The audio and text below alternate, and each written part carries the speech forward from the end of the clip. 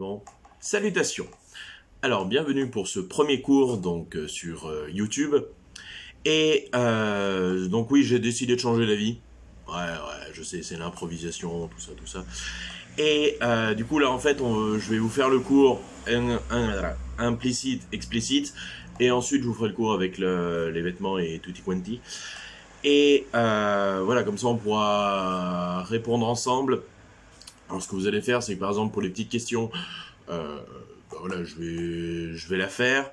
Vous mettez sur pause, vous réfléchissez à la question, et ensuite, voilà, vous faites vous réfléchissez, travaillez, vous mettez lecture, je vous donne la correction, et puis voilà, etc., etc. Bref. Oui, je vais faire ce système parce que bon, oui, j'ai vu qu'hier c'était l'ouragan, enfin, vous étiez en mode panique, tout ça, jeté de cailloux, donc bon, c'était terrible. Et c'est pour ça que je préfère faire ça. Par contre, les grosses questions, genre la tenue de l'esthéticienne et l'argumentation, ça reste. Après, je vais voir. Pour la suite, je vais plutôt changer, je vais plutôt faire des cours et ensuite des DM. On verra. Advienne que pourra, comme certains diraient. Bref, et si vous avez des questions, n'hésitez pas à les poser en dessous de la vidéo. J'ai l'impression d'être un youtubeur, c'est terrible. Mettez un pouce bleu. Et voilà, donc n'hésitez pas à mettre des commentaires. Je n'ai pas fait en direct parce que je suis à Montbrison. Voilà. J'ai juste besoin de dire ça. Bon, voilà. Montbrison, hashtag connexion nulle, etc. Et c'est pourquoi, justement, voilà, mettez-moi plus des commentaires si vous avez des questions, etc. J'y répondrai, à mesure du possible. Voilà. Et sinon, bah voilà, on reste toujours. Et voilà, donc vous inquiétez pas. Donc voilà pour les petites directives. Du coup, maintenant, commençons le cours. Alors, du coup, vous pouvez prendre votre feuille justement sur l'explicite implicite. Normalement, vous l'avez déjà. Et voilà. Donc, prenez votre feuille. Justement, on va faire le cours classique. Donc, par rapport au texte, justement, donc vous avez un premier texte de Michel Tournier, Les Météores de 1975. Donc, je vais vous le lire. Jumeaux, les personnages du roman de Michel Tournier se comprennent à demi-mot. L'auteur définit alors l'implicite et l'explicite. Tout dialogue comporte une part d'explicite. Les mots et phrases échangées, compréhensibles à tous, et une part d'implicite propre au seul interlocuteur, voire au groupe restreint auquel ils appartiennent. Les conditions de temps et de lieu communes aux interlocuteurs suffisent d'ailleurs à définir un certain implicite particulièrement superficiel et facile à partager. Si je dis par exemple en regardant le ciel, le temps va changer, je suppose connu la période de beau temps antérieure dont j'annonce aussi la fin. Pour un voyageur arrivant d'un autre ciel, ma phrase perd la plus grande partie de son sens. Mais non tout son sens. Car le changement annoncé affecte non seulement le temps antérieur, mais le temps qu'il fait présentement. Voilà pour le texte. Alors, la question est la suivante. À l'aide du texte, définir le sens des mots implicites et explicites. Alors, voilà, là c'est le moment où vous mettez pause et vous réfléchissez à la question, tout ça, voilà. Et là c'est le moment où vous mettez lecture. Donc, ce qui est explicite dans un dialogue, c'est tout ce qui va être les informations clairement expliquées. C'est-à-dire, voilà, l'explicite, l'information est donnée telle qu'elle, avec toutes les informations qu'il faut. Du coup, cela va être compréhensible à tous. Oui, ne faites pas gaffe, si je réfléchis, j'essaye de faire le moins de donc bon. Voilà, j'y travaille. Bref. Compréhensible à tous, c'est-à-dire que voilà, tout le monde va pouvoir vous comprendre à droite et à gauche. Voilà, il n'y a pas de demi-mesure, il n'y a pas de métaphore, il n'y a pas de figure de style, il n'y a pas sous-entendu, rien. C'est explicite, l'information est claire et nette. Alors que l'implicite, justement, elle va être compréhensible que pour un seul interlocuteur ou alors pour un groupe de personnes. C'est-à-dire, ça va être le principe du sous-entendu. Si vous faites par exemple, je vous fais un sous-entendu, certaines vont comprendre, d'autres non. Par exemple, je fais un sous-entendu geek. Voilà, il y a la moitié de la classe qui va me regarder avec un sourire BA, qui va rien comprendre, et l'autre qui va comprendre. Voilà, c'est le principe de l'implicite. L'explicite, c'est si je vous dis quelque chose, dans un cours, là tout le monde va comprendre. Bon. Donc, vous pouvez écrire pour l'implicite et explicite. Donc là, c'est pareil, je vais vous dicter. Voilà, je vais dicter de manière linéaire. Vous pouvez mettre pause, écrire, lecture, pause, etc. Ce qui est explicite dans un dialogue concerne les informations, clairement exprimées, les informations exprimées ES, les virgules, qui sont donc, entre guillemets, compréhensibles à tous. Pareil, pour la définition, vous pouvez aller voir Dico, tout ça. Voilà. Fermez les guillemets, ligne 1 entre parenthèses. Point. L'implicite d'un message n'est compréhensible que par les interlocuteurs ou par, entre guillemets, le groupe restreint auquel ils appartiennent. Fermez les guillemets. Ouvrez les parenthèses. Ligne 2. Point. Donc voilà, c'est vraiment ce que je viens de vous dire. Explicite, c'est clairement exprimé, tout le monde comprend. Implicite, c'est sous-entendu, et pas tout le monde comprend. Voilà. Pourquoi l'implicite implique-t-il une complicité entre le locuteur et le destinataire? Pareil, pause, réfléchissez, lecture. Alors, je veux plutôt vous lire d'abord et après j'explique. Un message implicite, donc là vous écrivez. Un message implicite contient une information cachée, que l'on ne peut déduire que si l'on partage cette information avec le locuteur. Point. On parle donc de savoir partager, de complicité. Point. Donc c'est ce que je vous disais, l'implicite justement. Je vais reprendre mon exemple par exemple d'une blague geek. Là, voilà, la moitié de la classe ne va pas comprendre, alors que l'autre justement va comprendre parce que on se comprend. On a les mêmes références, etc. Par exemple, si je parle de manga, je sais très bien que Laura va me comprendre. Voilà, alors qu'Héloïse va me regarder avec des yeux éberlués. Donc bon, et insolent, bien sûr. Mais voilà, donc on est dans ce niveau de sous-entendu d'implicite. Oui, implicite et sous-entendu, c'est la même chose, hein, c'est synonyme. Bon. Encore des noms, bon, c'est terrible. De quelle autre manière peut-on parler de façon implicite? Donc là, c'est ce que je viens de vous dire. Vous pouvez écrire à travers le sous-entendu, une allusion, avec deux L, comprise par toute personne partageant la même culture. Une allusion comprise par toute personne partageant la même culture. De même que vous faites une blague ou alors une allusion à l'esthétique, rien comprendre. Quoique en ce moment, je me regrette. Mais bref.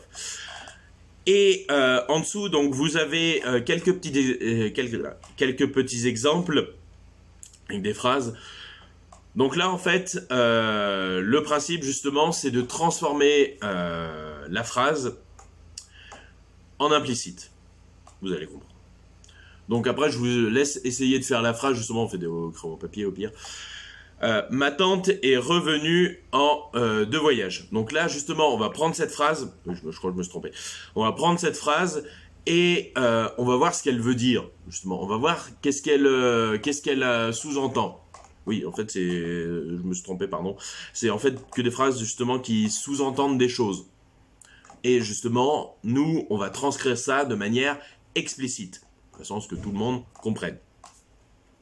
Ma tante est revenue de voyage, donc la phrase explicite est « Ma tante était parti en voyage.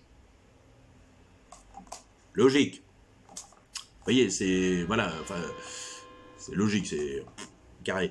C'est-à-dire, ma tante est revenue du voyage, ça c'est implicite. Et justement, l'explicite, c'est qu'elle était partie. Si elle est revenue, elle est forcément partie. Voilà, mais ça on va pas le dire. Pour aller plus vite, voilà, sous-entendu, oui, elle est partie. Vous voyez ce que je veux dire. Il a repris son travail aujourd'hui. S'il a repris son travail aujourd'hui, c'est qu'il ne travaillait pas avant. Il ne travaillait pas depuis un certain temps. Ça, c'est la phrase. Il ne travaillait pas depuis un certain temps. Explicite. Tout le monde comprend. Il a repris son travail aujourd'hui. Voilà, vous voyez, il y a un petit sous-entendu. Depuis quand il travaillait, tout ça, enfin, il travaillait pas, je veux dire. Voilà, pourquoi il n'était pas là, enfin... Vous voyez, il y a plein de sous-entendus, justement. Ah, oui, c'est une phrase que vous avez peut-être déjà entendue. Tu es élégante aujourd'hui. Donc ça, c'est sûrement votre copain, il vous a déjà fait le coup, et que sûrement vous lui avez dit de manière agressive et sauvage. Ça veut dire que tu ne trouves pas élégante les autres jours. Voilà, ça c'est le classico. Tu es élégante aujourd'hui, donc la phrase explicite, tu n'es pas tous les jours aussi élégante. Ouais, je sais, c'est l'histoire. Bref, il n'est pas en retard ce matin. Ça sous-entend, il est souvent en retard le matin. Vous voyez, on a la phrase sous-entendue, il n'est pas en retard ce matin. Vous voyez, une petite dose d'ironie. Vous voyez, dans les phrases sous-entendues, on va souvent retrouver des figures de style. Là, justement, on a affaire voilà, à un genre, c'est-à-dire l'ironie. Il n'est pas en retard ce matin. Ça change. Voilà. Sous-entendu, il est souvent en retard le matin. Voilà, voilà. Comme certaines filles de la classe. Je ne vise personne, bien sûr. Et ensuite, vous avez donc l'image. Parce que oui, certes, on peut sous-entendre avec des mots, mais on peut sous-entendre aussi avec des images. Et oui, la magie de l'implicite. Et j'ai perdu mon image. Alors, justement... Attendez, je retrouve juste mon image. Voilà, là, voilà. Et on revient. Tac. Oui, par contre, je fais des plans directs, c'est-à-dire je ne coupe rien, tout ça, parce que voilà. C'est compliqué. Bon, je préfère m'en tenir à ça. Alors, il est précisé... non, attendez. Oui.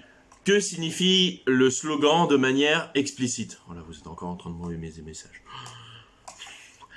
Que signifie le slogan de manière explicite? Donc, le slogan qui est sur l'image. Il était temps de faire évoluer le JT. Donc, en explicite, qu'est-ce que ça donnerait? Alors, la réponse à cette question, vous pouvez écrire: il est précisé que le journal se fait vieux et qu'il est vraiment temps T-E-M-P-S, qu'il est vraiment temps de se mettre à la page.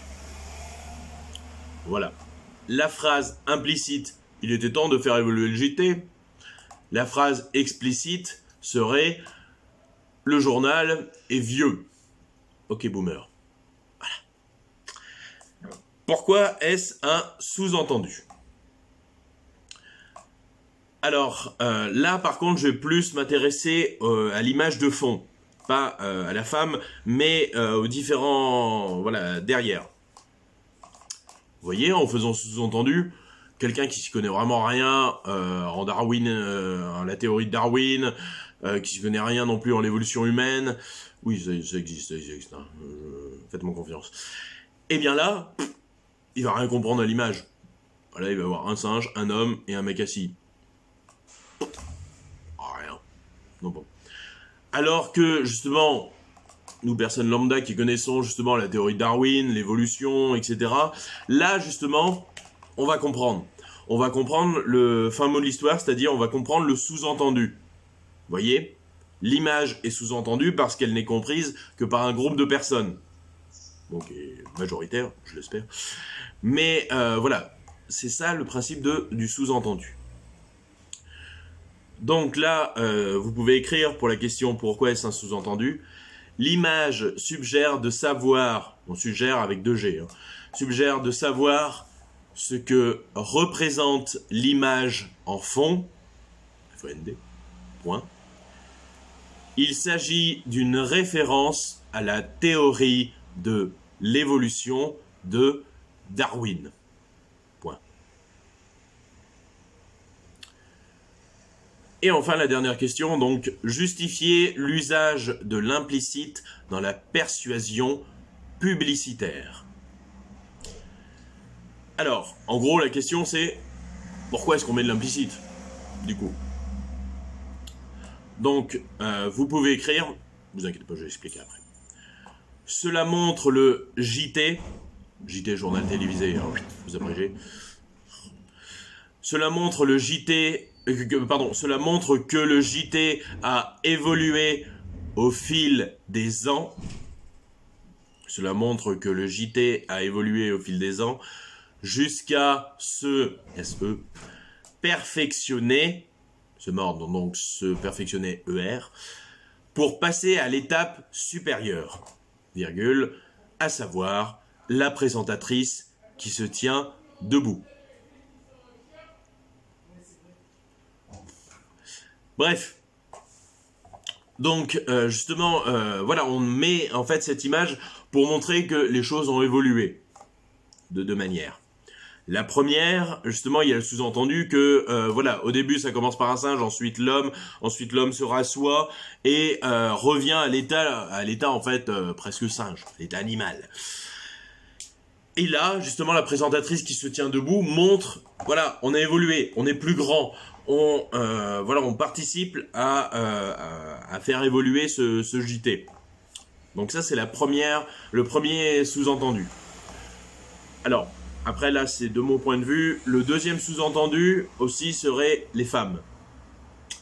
Parce que regardez les personnages derrière. Bon, le singe, voilà.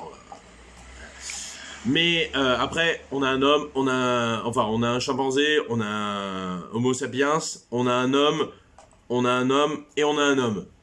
Voilà. Vise l'égalité des sexes. Et là, justement, bam, on a une femme. Ça montre justement que voilà, les femmes aussi peuvent présenter un JT, que les femmes voilà peuvent être aussi sur le devant de la scène. Mais vous voyez, donc là, 2 sous-entendus en une image. Enfin 3 si on compte le slogan aussi. Voilà. Donc voilà pour ce cours sur l'implicite explicite. Et va suivre le cours justement sur les vêtements.